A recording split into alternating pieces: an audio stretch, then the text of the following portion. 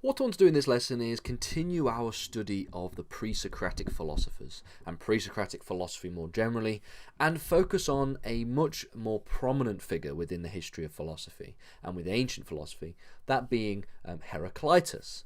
Now, Heraclitus is one of the most significant philosophers we've thus far studied. If you notice from the previous lessons, people like Thales and Anaximander, we've been talking about very little, because there is actually very little that we attribute to them because of how old this area of philosophy is and how little remains in terms of writing, in terms of philosophy itself. But Heraclitus is one where we have quite a lot of primary material, and was a philosopher who was possibly the most influential if we examine the history of Western philosophy, at least when it comes to pre-Socratic philosophers. Now, I'm sure a lot of people would argue that people like Plato and Aristotle have a much greater impact on the Western philosophy, on the history of Western philosophy than Heraclitus, but Heraclitus definitely does have a lot of influence that we can talk about. In this lesson, we're going to unpack the life of Heraclitus. We're going to unpack his philosophy, and we're going to talk about some of the most influential beliefs that we have relating to Heraclitus, namely looking at things related to the metaphysics of flux, and his legacy is left on the study of philosophy. His introduction of political philosophy as well is quite interesting, in addition to the pre-Socratic era. So, as an introduction, we know that Heraclitus was born around the year 535 BC, and he died around the year 475 BC, around the age of about 60. He lived in Ephesus, where he did a lot of his philosophical writings, and a lot of these philosophical writings have actually survived to this day, which is obviously one of the reasons why we know so much about the philosophy of Heraclitus, because we have a lot of his surviving works. While he did a great amount, we do have a great amount of his primary writings. This does in no way mean that we have a detailed and comprehensive understanding of his beliefs. So we do have a lot of his primary writings, as I've just mentioned, but a detailed and comprehensive understanding of his beliefs, or a detailed and comprehensive understanding of any of the beliefs of the pre-Socratic philosophers, is something that we don't really have much of. This is because while we have a great amount of fragments, the way he writes is akin to ambiguous phrases and semi-poetic prose. So we have a lot of content by Heraclitus, but the actual content itself is quite ambiguous and is very semi-poetic in nature, which makes it very difficult to really pin down the things that he believes and the things that he doesn't believe, the things that he is saying poetically, the things that he is acting out as actual philosophy. Some suggest that his writing style was supposed to replicate the oracle of Apollo, who was said to, quote, neither speak nor conceal but gesture. So the aim maybe by Heraclitus was to represent and to replicate particular oracles within Greek mythology. This writing style is often the reason why he is described as Heraclitus the Obscure, because of the way he writes, it is very difficult to understand what he believes in any great detail. Despite this, though, he was influential in both antiquity and beyond the broader study of philosophy. So despite the fact that not only do we have quite a lot of his writings, and most of his writings are very ambiguous and very difficult to understand and very difficult to derive any kind of meaning from, we do have certain bits that we can probably know for sure we come from Heraclitus and our actual beliefs of Heraclitus. So, for example, a very famous thinker who is known to be influenced very heavily by Heraclitus is the philosopher Hegel. And we know you should know, at least if you're somebody who's studied continental philosophy, for example, Hegel was an influential philosopher, influenced a number of different things within political philosophy. So he was influencing very heavily people like Karl Marx, who would eventually come on to write his own philosophies, etc., etc. So, one of Hegel's most influential additions to the tradition of philosophy was his idea of dialectics, something that was semi-inspired actually by Heraclitus. And the idea of dialectics would be picked up again by Marx into something known as dialectical materialism, which is one of the ways in which he describes the way in which he describes his theory of history within Marxist philosophy. We'll get to this later. Let's just, as a little spoiler. So let's begin by thinking about the philosophy of Heraclitus. Heraclitus wanted to write philosophy as if he was the first philosopher to come into existence. He believed that all the works that came before him were useless and incorrect. So he was quite a smug philosopher as well.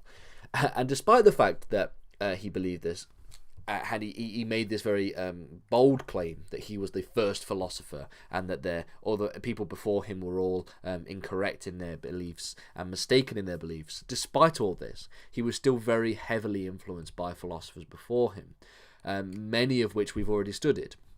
So, for example, when it comes to cosmology, he believed that there was a new sun that came into existence every day, just like Xenophanes that we looked at in the previous lesson.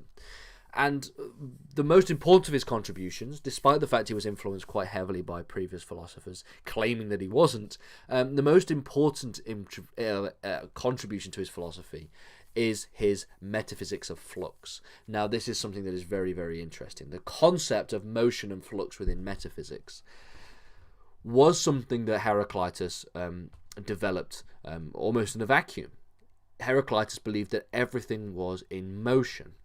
The most famous depiction of this comes from one of his fragments, and this is the fragment that is paraphrased here, stating that you cannot step into the same river twice. This encapsulates his belief within the universe when it comes to the ideas of motion and flux. This essentially encapsulates this belief that if things are always in flux and if things are always in motion, then nothing can ever be the same. And so therefore, the idea that you cannot step into the same river twice could be taken to mean that you step into the river, but that same river does not exist when you step into it again, because everything is in motion and everything is always changing and is in flux. The water in a flowing river will be different from the first step that you make to the second step. Therefore, it is not the same river. Now, both Plato and Aristotle would eventually, in the future, present arguments for clarification of this particular fragment. Arguably, one can step into the same river twice, so long as one delineates between the concept of the river and the concept of water that flows in the river. So as a challenge that you can present to Heraclitus is that you could step into the same river twice if when we define river, we're defining the object that we would delineate as the river, and we would delineate that from the concept of the water that flows in the river. So there's a difference that we have here, and that is one challenge that we can present to this particular passage. While the flowing stream is a good encapsulation of his beliefs relating to flux, it is the concept of fire that Heraclitus believed was the most pertinent example of motion. So Heraclitus was quite fixated on the idea of fire as something that is fundamental to the world, a fundamental element. He believed that the world was like a fire, with the sea and the earth coming out of the fire as ashes. The world of fire was where all kinds of different elements were formed, and they were all formed from fire. So just like how Thales, for example, believed that everything came from water, Heraclitus believed that everything in the universe, or at least everything on Earth, comes from the existence of fire. And the thing that governed this world of fire, according to Heraclitus, was a concept known as logos. The idea of logos is one that has had different interpretations as the years have gone on throughout the traditions of philosophy. And the word would ultimately enter into Christian theology when we start to see the development of Christian theology in the turn of the millennia. And traditionally, logos was just the traditional terms for the written word.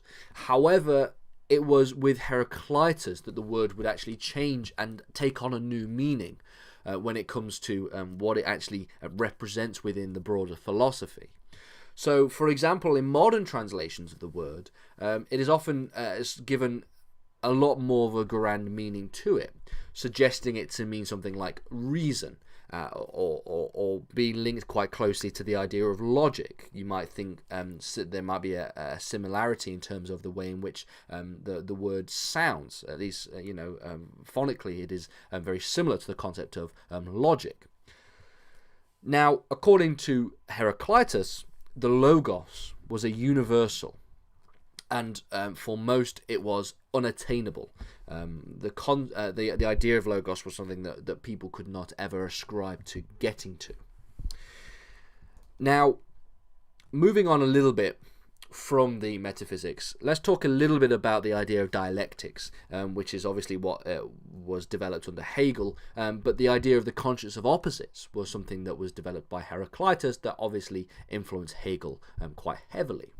Heraclitus believed in a number of concepts in reality that were two sides of a contradictory dichotomy. For example, he believed that the universe was both divisible and indivisible, that the universe was also mortal and immortal at the same time. And the best way to explain this is his belief that the way up and the way down are the same. So when we're talking about, for example, climbing a mountain, taken literally, this is true. The way up the mountain and the way down the mountain are the same path. It just depends on our interpretation of it. If you climb a mountain, you will pass someone who has already climbed the mountain and is on their way down the mountain. So the idea of these things are fundamentally opposite. The idea that we have this sort of dialectic within this particular example of climbing a mountain. We have the way up the mountain and the way down the mountain being the exact same thing. At that point, both the journey up and the journey down are one and the same. Before we finish, I just want to very quickly touch on the influence that Heraclitus had on political philosophy. And the political philosophy of Heraclitus is quite interesting because it is disputed whether or not we could argue that he was the first philosopher to produce a political philosophy. You could make the claim that he was the first political philosopher, because we can interpret some of the fragments of Heraclitus in different ways. As I've noticed at the start of this lesson, because he's very poetic and very ambiguous, we can interpret some of the fragments to be political in nature. So it does seem that he talks about this idea of there being a, quote, divine law. And the divine law, most historians or classicists would agree, is one that is prescriptive and not supposed to be interpreted as some kind of physical law. So rather than like a law of physics, like laws of gravity, for example, this idea of the divine law, according to Heraclitus, appears to be something that is prescriptive in nature. It seems to be something that is directing individuals as to what ought to be done. It's more normative as a claim. So, put simply, this idea of divine law is one that we can describe as a law that we understand colloquially. The idea that we understand laws colloquially as just rules that we understand.